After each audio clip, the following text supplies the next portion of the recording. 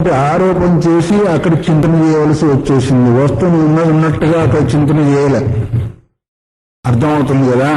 వస్తువు ఒకటైతే దాని ఇంకో దాన్ని ఆరోపణ చేసి దాన్ని చింతన చేసినందువలనే అప్పుడు నీకు అక్కడ ఫలం కలుగుతుంది. అదే కదా. ఆ విధంగా చేసినట్టయితే యజ్ఞం చేసే వాళ్లకు ఏ ఫలం కలుగుతుందో ఆ ఫలం లభిస్తుంది అంట. పంచాగ్ని విద్యను కూడా గృహస్థాశ్రమంలో ఉన్న వాళ్ళు పంచాగ్ని విద్య ప్రకారము అనుసంధానం చేస్తూ ధ్యానం చేస్తూ సంతానాన్ని పొందితే అది కూడా యజ్ఞమేను అనేదాన్ని తీసుకొచ్చారు. అయితే ఇక్కడ అగ్ని కాని దాని ఎందు అగ్నిత్వ బుద్ధిని ఆరోపణ చేసి చింతన చేయవలసి వచ్చిందా లేదా? అట్లాగే కేవల చోదనాజన్య తర్వాత క్రియైవ స పురుషతంత్రాచ, అది కేవలము వేదం చెప్పింది ఇలా నువ్వు భావన చెయ్యాలి అని. కానీ ఇంకో దగ్గర ఇది దొరకదు. వేదం వాక్కు దగ్గర తప్ప అగ్ని పురుషుని యందు స్త్రీ యందు అగ్ని బుద్ధి ఇంకో దగ్గర దొరకదు. అంతేకాకుండా పురుషతంత్రాచ, పురుషుని తంత్రం కూడా అక్కడ కూడా చేసి చేయవచ్చు, లేకపోతే లేదు. అక్కడ కూడా అగ్నిభావం చేస్తే చేయవచ్చు, లేకపోతే చేయవచ్చు. ఇంకో రకంగా అందరూ అగ్నిభావం చేసి కలుసుకుంటున్నారా మరి? అందుకొరకు అది పురుషతంత్రం కూడా, తర్వాత ఏంటిది చోదనా తంత్రం కూడా. వేదం చెప్తుంది కానీ ఇంకో దగ్గర మనకి ఎక్కడ కూడా కనిపించదు. రెండైన కదా. యాత్ ప్రసిద్ధి అగ్నావగ్ని బుద్ధిన్న స చోదనాతంత్ర. నీ ముందు అగ్ని ఉంది కొంచెం, దాని అగ్ని బుద్ధి చేసి ముట్టుకోమని ఎవరని అంటారా? వేదం అని చెప్తుందా ఇది అగ్ని అని? అది ప్రసిద్ధమైంది, ప్రత్యక్షంగా గోచరిస్తుంది. ఏం ప్రత్యక్షంగా గోచరిస్తుంది అగ్ని? నీ తలకే స్పర్శకి స్పర్శ గోచరం కానీ అగ్ని కంటికి గోచరం కాదు. కంటికి రూపం గోచరము. ఇది ఎర్రగా ఉంది నల్లగా ఉంది అని రూపం గోచరం కానీ అగ్ని ఏంటి? ఉష్ణ స్పర్శ కదా. దాన్ని దేని గోచరం అవుతుంది? స్పర్శ గోచరం అవుతుంది. అదే కదా. మరి అంతవరకు ఎవరు పోలేదు మరి. అందుకైతే ప్రత్యక్షమైన అగ్నిని స్పర్శిస్తే చాలు, అది నా ఇష్టం ప్రకారం ముట్టుకుంటాను, అది కాలేదు అనుకుంటున్నా. ఎట్ట ముట్టుకున్నా కానీ అది వస్తుతంత్రం. అది కానే కావాల్సింది కానీ చల్లగా ఉండదు. అవునా కదా. వేదముడు చెప్పిన అగ్ని ఏంటిది? వేడిగా ఉంటుందని వేలేం అని చెప్పింది అక్కడ. ఎట్లాగే పురుషుని యందు స్త్రీ యందు అగ్ని బుద్ధి పెట్టుమందో అట్లాగే అక్కడ అగ్ని బుద్ధి పెట్టి వేదం చెప్పిందా? నేను ఇష్ట ప్రకారం చేస్తే అది చల్లగా ఉంటుందా? అది అగ్ని అది వస్తుతంత్రం. అందువల్ల ప్రసిద్ధి అగ్నావు అగ్నిబుద్ధున్న సచ శోధన తంత్ర. ప్రసిద్ధమైన అగ్ని అందు ఇది అగ్ని అని బుద్ధి పెట్టినప్పుడు అది ఆయన వేదవాక్యంతో చెప్పబడిందా? వేదం ద్వారా చెప్పబడిందా? చెప్పబడలేదు. నాటి పురుషతంత్ర, అది పురుషతంత్రం కూడా కాదు. అవును కాదు, అలా ఇలా అంటే కూడా దాని యొక్క స్వరూపాన్ని మార్చుకునేది కాదు. కింతరిహి ప్రత్యక్ష విషయ వస్తుతంత్రేవేతి. ప్రత్యక్ష వస్తు విషయతంత్రం. అది విషయతంత్రం అంటే వస్తుతంత్రము. ఆ వస్తువు ప్రత్యక్షంగా మనకు గోచరిస్తుంది ఇంద్రియాలకి. దాని యొక్క స్వరూపాలు కూడా అది ప్రత్యక్షమే తప్ప అటు పురుషతంత్రం కాదు, ఇటు చోదనాతంత్రం కూడా కాదు. అట్లాగే జ్ఞానం ఏవ ఏతన్న క్రియ. అది అగ్ని అనేది జ్ఞానమే తప్ప అక్కడ క్రియ కాదు. ఫలానా అగ్ని అనేదానికి అక్కడ క్రియ కావాలా? జ్ఞానం మాత్రం అగ్నిగా గ్రహించడమే అక్కడ జ్ఞానం అయిపోయింది. అక్కడ పురుషతంత్రము కాలేదు, చోదనాతంత్రము కాలేదు. అగ్నిని అగ్నిగా గుర్తించడమే అక్కడ జ్ఞానము. అదే ఎందుకని ఇంకోటి అయ్యే అవకాశము లేదు. ఏవం పైన ఎట్లా అయితే ఉపమానం చెప్పామో ఆ ఉపమాన ప్రకారమే సర్వ ప్రమాణ విషయ వస్తుషు వేదితయ్యం. ఎక్కడ ఏ ప్రమాణం ద్వారా ఏ వస్తువు గ్రహించబడుతుందో అది వస్తుతంత్రం అనే గ్రహించాలా. ఇప్పుడు అగ్ని దగ్గర ఏంటిది? స్పర్శ ప్రమాణమైంది. రూపం దగ్గర ఏమైంది? కంటి ప్రమాణమైంది. శబ్దం దగ్గరేమో శ్రోత్రం ప్రమాణమైంది. ఎక్కడెక్కడ ఏ ప్రమాణం ద్వారా వస్తువు గ్రహింపబడుతుందో అది వస్తుతంత్రమే కాని పురుషతంత్రము కాదు, చోదనాతంత్రము కాదు. అంటే పంచజ్ఞానేంద్రియాల ద్వారా ఏ వస్తువు అయితే గ్రహింపబడుతుందో ఆ వస్తువు దగ్గర వస్తుతంత్రంగానే గ్రహించాలి గాని పురుషతంత్రము పనిచేయదు, చోదనాతంత్రం కూడా పనిచేయదు అని చెప్పి తత్ర ఏవం సతి యథాభూత బ్రహ్మాత్మ విషయమపి. ఇన్ని ప్రమాణాలు చెప్పి యథార్థ స్వరూపమైన బ్రహ్మం తెలుసుకునేదానికి కూడా అది ఎలా ఉందో అలా మనం తెలుసుకుంటే తప్ప పురుషతంత్రం చోదనతంత్రం అని మనం పోయినట్టయితే ఏమవుతుంది అంటే నువ్వు ఆ వస్తువును పొందలేవు. ఎందుకు? అది వస్తుతంత్రం. వస్తువు ఎలాగుందో నువ్వు అలాగానే అవగాహన చేసుకోవాలి అన్నారు. అందుకొరకు యథాభూత బ్రహ్మాత్మ విషయమపి. బ్రహ్మ ఆత్మ విషయం అంటే బ్రహ్మమే ఆత్మ, ఆత్మే బ్రహ్మము అనే ఈ విషయాన్ని గురించి ఎలా ఉందో అలా తెలుసుకోవాలంటే జ్ఞానమున చోదనాతంత్రం, ఆ రెండింటిని తెలుసుకునే జ్ఞానం ఏదైతే ఉందో చోదనాతంత్రం కాదు, పురుషతంత్రం కూడా కాదు, అది వస్తుతంత్రమేను. యద్విషయ లింగాదయ శ్రూయమాన. మరి ఒకవేళ ఆత్మవారి ద్రష్టవ్య శ్రోతవ్య అని మరి చోదనాతంత్రం ఒక చెప్తుంది అది అంటే అది వేరు సంగతి. దాని అర్థం వేరే. ఎట్లా అంటావా? లింగాదయ అంటే అది లింగలకారం దేనికి పడుతుందంటే కర్తవ్యాన్ని గుర్తు చేసి చెయ్యాలి. కర్తవ్యం, ద్రష్టవ్యం, శ్రోతవ్యం అని ఈ తవ్యది ప్రత్యయాలు. గచ్చేతు, గచ్చేత అంటే ఈ లింగలకారం అని చెప్పబడుతుంది. లింగాదయ శ్రూయమాన అది అనియోజ్య విషయత్వాత్ కుంఠీ భవంతి ఉపలాదిషు ప్రత్యుక్త క్షురతైక్ష్ణాదివతు అహేయానుపదేయ వస్తు విషయత్వాతో అన్నారు. ఇక్కడ ఒక ఉపమానం ఇచ్చాడు మనకి. ఏ ఉపమానం ఇచ్చాడంటే మంగళవాడి దగ్గర కత్తి ఉంది. ఇప్పుడు కత్తిలో లేని బ్లేడ్లే కదా, ఏదైతే ఉంది దాన్ని మనం బండ మీద రాస్తే ఏమవుతుంది? అది బండ మీద పెడితే మొద్దు వాడిపోతుంది కదా. బండ మీద గీసినా ఏం చేసినా కానీ మొద్దు అంటే దాన్ని పెట్టే పద్ధతిలో పెడుతున్నా పదునెక్కుతుంది. ఇంకో రకంగా పెడితే ఏమవుతుంది? అది మొద్దు వాడిపోతుంది, అసలు పని చేయకుండానే ఉంటుంది. అది కింద పడ్డం బండ మీద పడిందంటే మొక్కిపోతుంది, అసలు పని చెయ్యదు. అందువల్ల ఇక్కడ కూడా ఎట్లా పాషాణాదుల యందు క్షుర అంటే ఆ మంగళి కత్తిని ఆ తీక్ష్ణత ఎట్లయితే కుంఠితమైపోతుందో అట్లాగే బ్రహ్మజ్ఞానం యొక్క బ్రహ్మ యొక్క విషయం ఏదైతే ఉందో సర్వాత్మ విభమైనందువల్ల ఉపాధేయం కాదు, అది హేయము కూడా కాదు. అందువల్ల ఏమవుతుంది అంటే అక్కడ బ్రహ్మజ్ఞానం యొక్క విధి లేదు. ఎందుకు లేదు అంటే దాని యొక్క స్వరూపమయ్యే ఉంది. నువ్వు పొందాలి అనేది ఏమైనా విధిని చూపిస్తున్నారా? తెలుసుకోలేదు. అది అయ్యే ఉన్నావు కాబట్టి దానికి దేనివల్ల ఆ జ్ఞానము కుంఠితమైందో, దేనివల్ల కుంఠితమైంది? స్వరూప జ్ఞానం వల్ల కుంఠితమైంది. కాబట్టి దాన్ని మళ్ళీ నీవు తీక్ష్ణత్వం తెలుసుకునే దాని కొరకు ఆ వాక్యాలు చెప్పబడ్డాయి. కానీ నువ్వు తెలుసుకునేదందు దాని క్రియందు ప్రవర్తించేదానికి ఆ వాక్యాలు చెప్పబడలేదు. అది చెప్తున్నా. శ్రూయమాన అనియోజ్య విషయత్వాత్ కుంఠీభవతి. ఆ దాని యందు నీకు ప్రవేశం లేని కారణం చేత బుద్ధి కుంఠితమై పోయింది. ఎట్లాగా?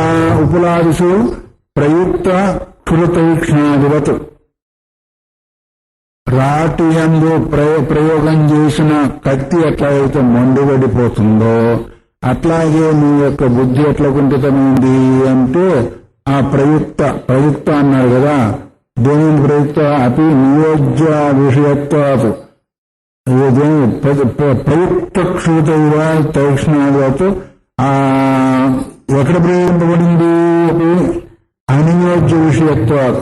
నువ్వు దాని యందు నీ యొక్క బుద్ధిని ప్రయోగించలేదు కాబట్టి అప్పుడు నీ బుద్ధి కుంఠితమైందా లేదా?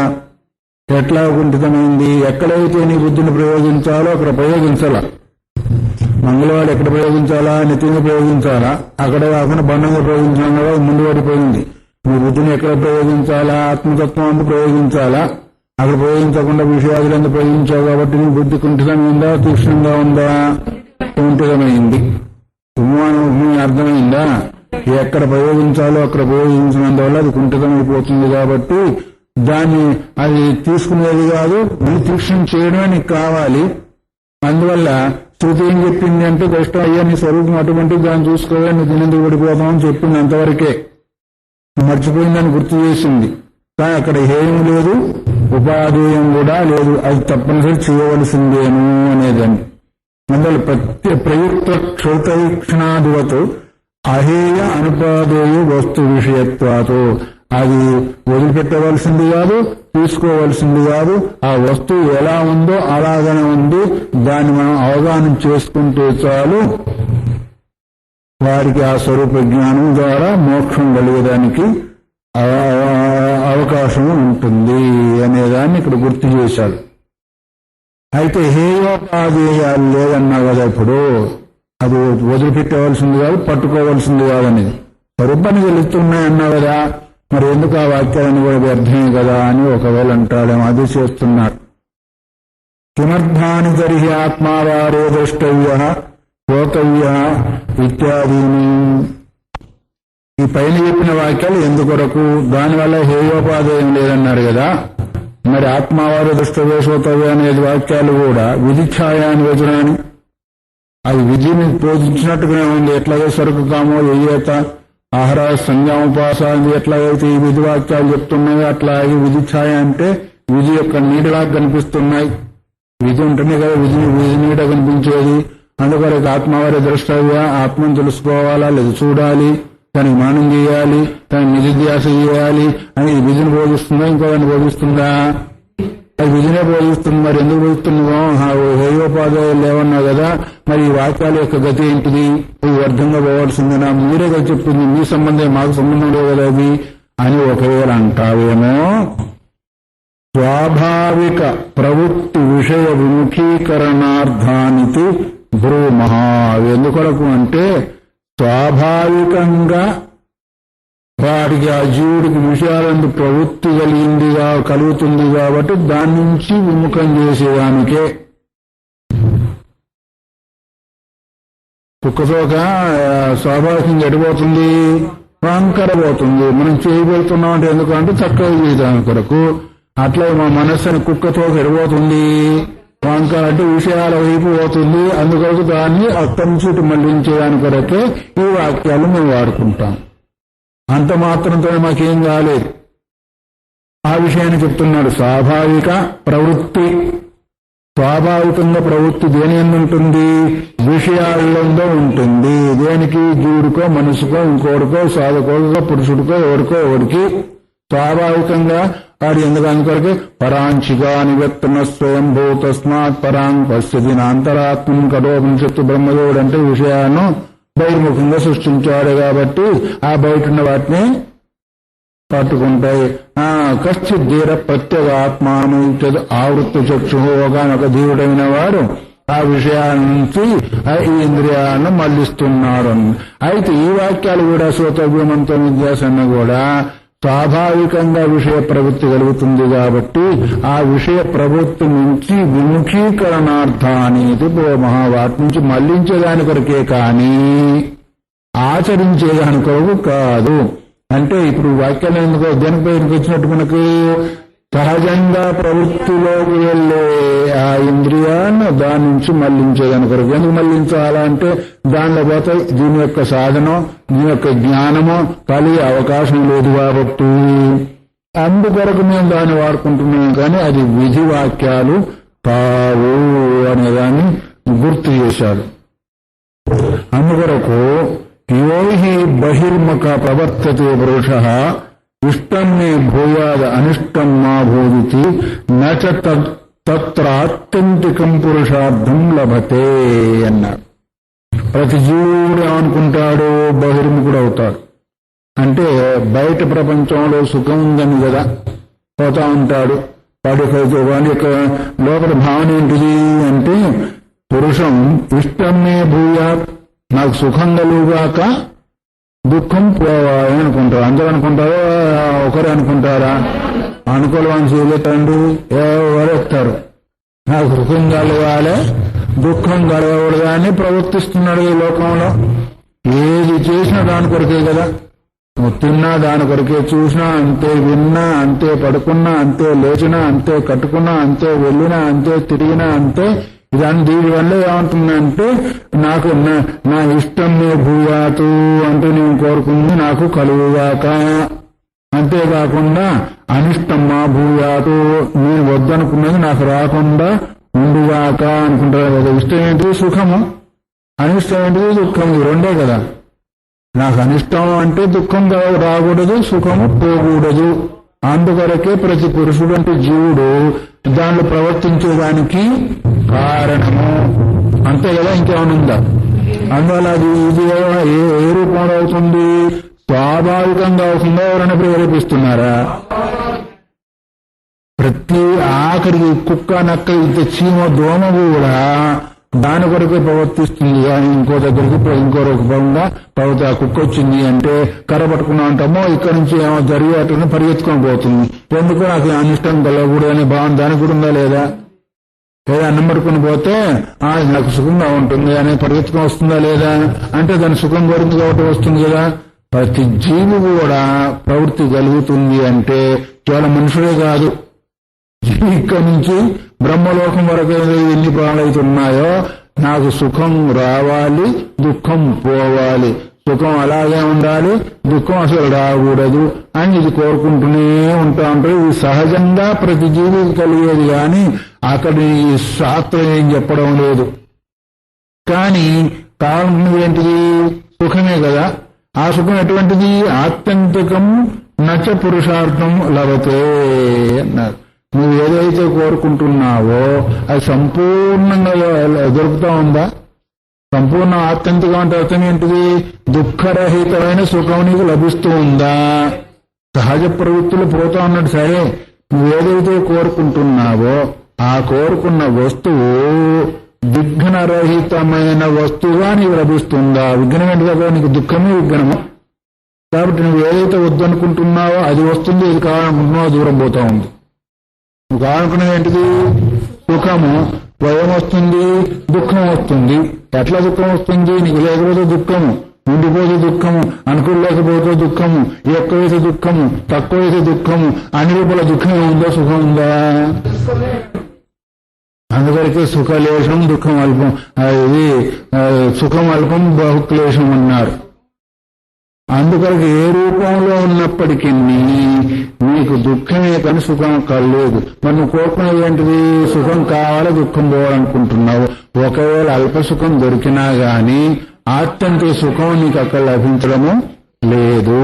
అందువల్ల నీకు దాని నుంచి విముఖం చేసేదాని కొరకు ఈ వేదవాక్యాలు ప్రేరేపించినట్టుగా ఉంటున్నాయి కానీ నీ అక్కడ విధివాక్యాలుగా మేము ఒప్పుకోవడము లేదు.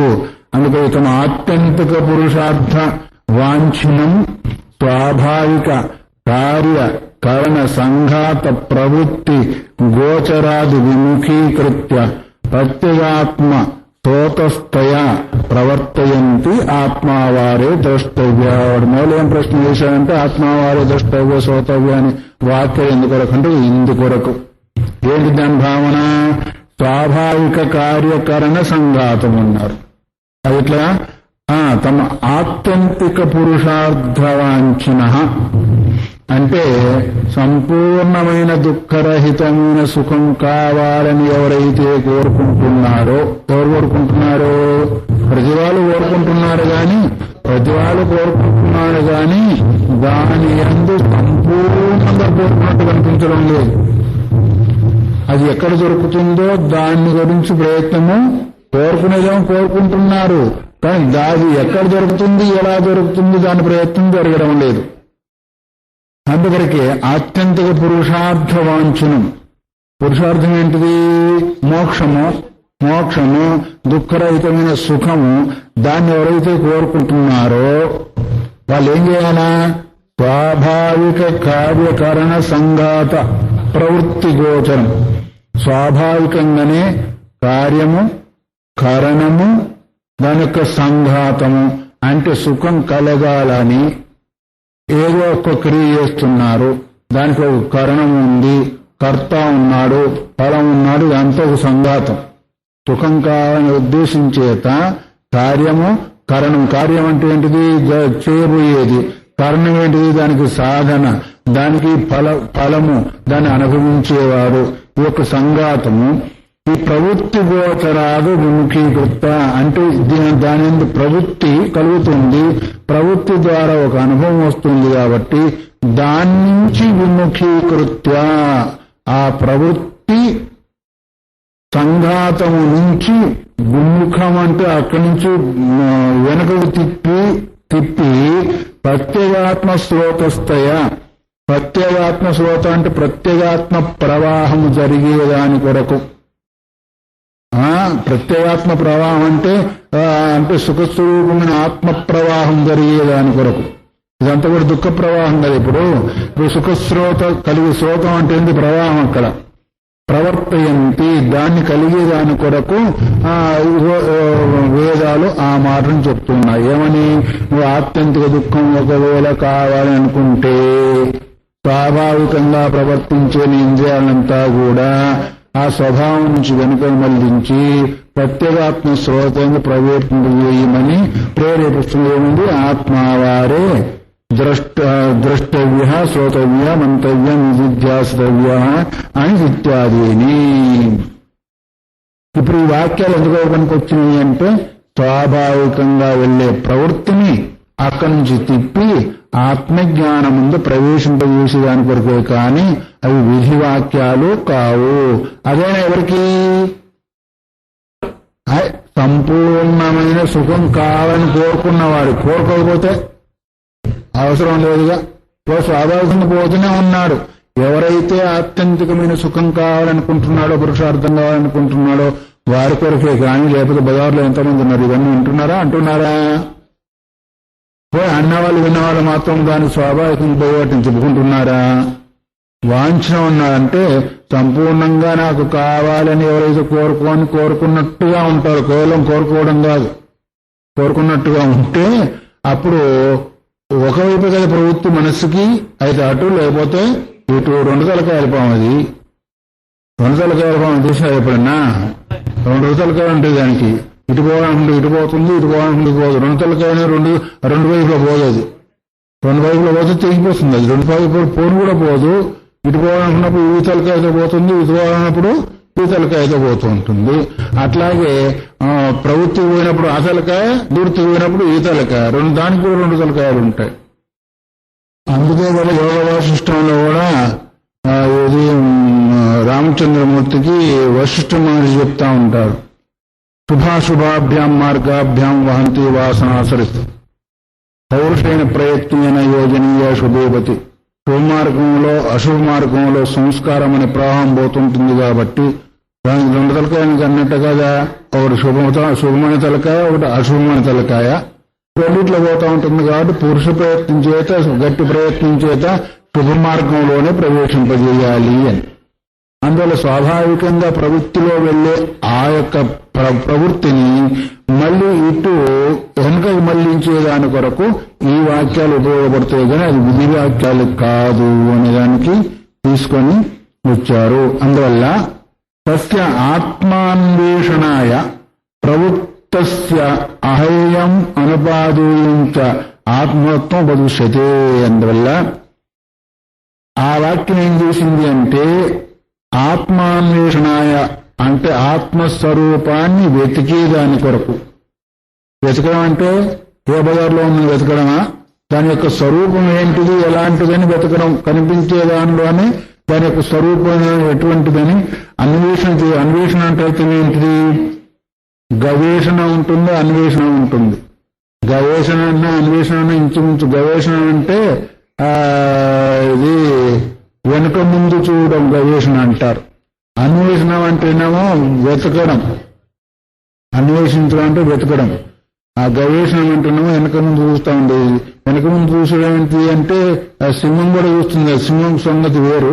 ఈ పశువు తినుకుంటూ పోయి మళ్ళీ వెనక చూస్తుందంట ఒకసారి.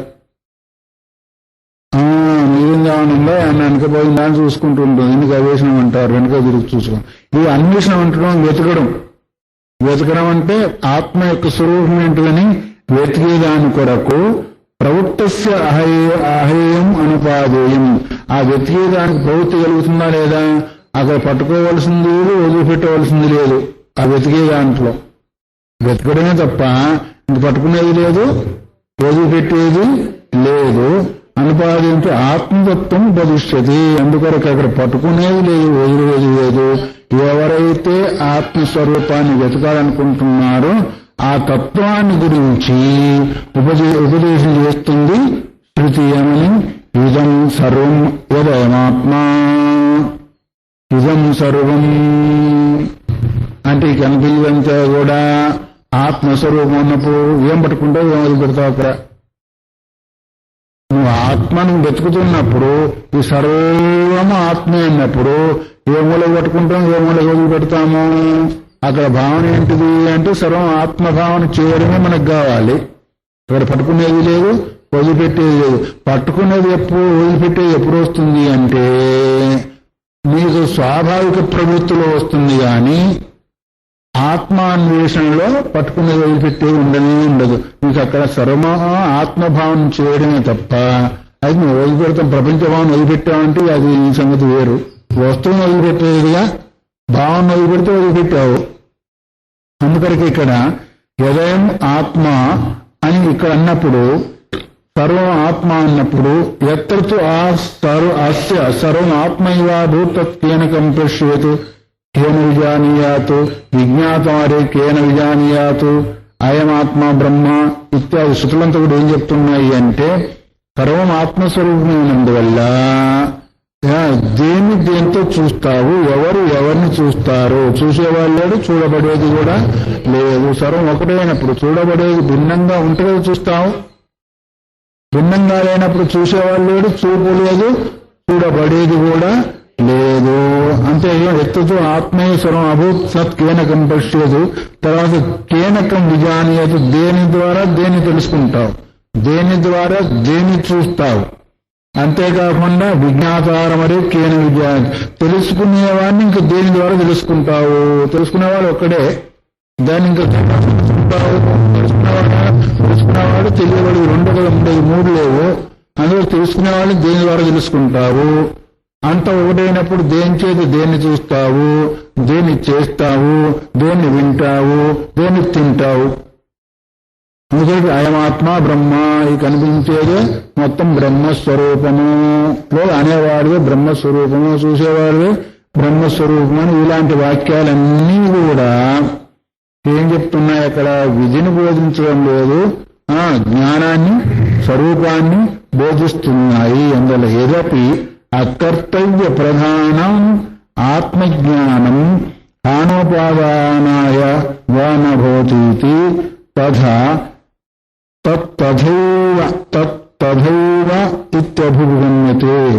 అందువల్ల ఇవరకు అన్నారు కదా, కర్తవ్య ప్రధానం ఆత్మజ్ఞానం అంటే ఆత్మజ్ఞానం ఏదైతే ఉందో తప్పనిసరిగా సంపాదించాలి అనేది.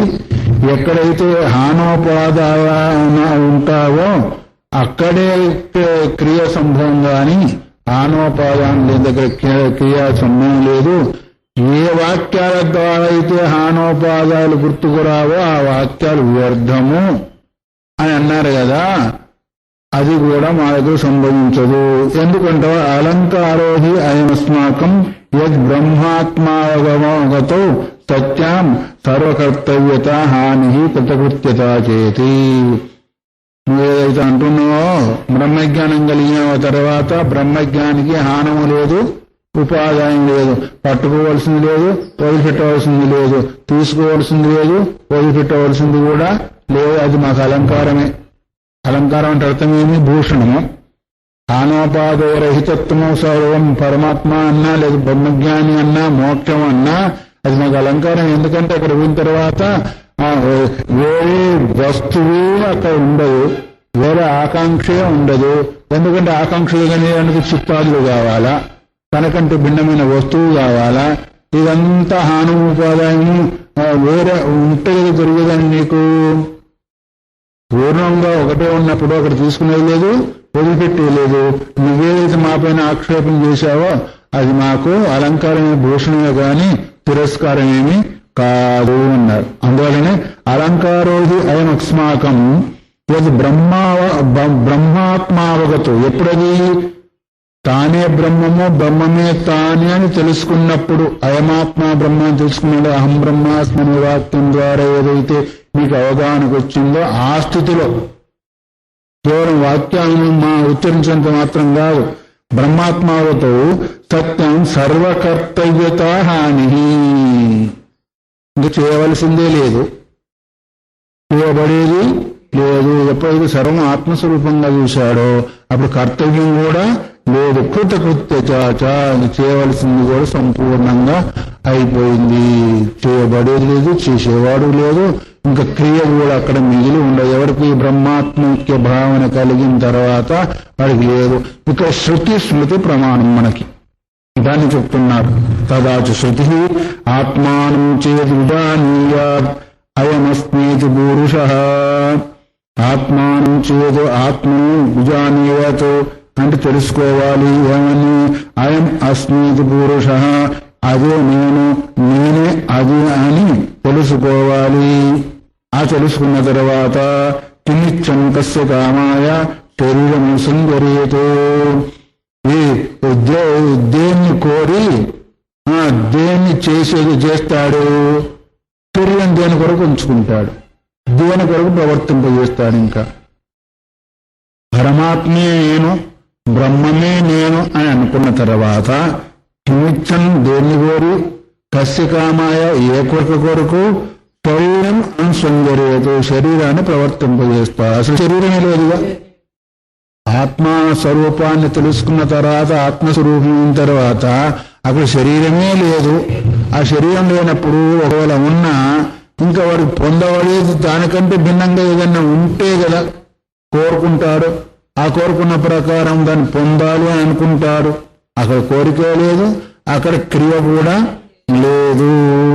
అవి రెండు లేవు కాబట్టి ఇంక శరీరం కూడా లేదు. శరీరం మన దృష్టిలో ఉంటూ ఉండొచ్చు కానీ అతని దృష్టిలో లేదు. ఇదేమో శృతిని చూపెట్టాడు. స్మృతి ఏంటిది? ఏతద్ బుద్ధ్వా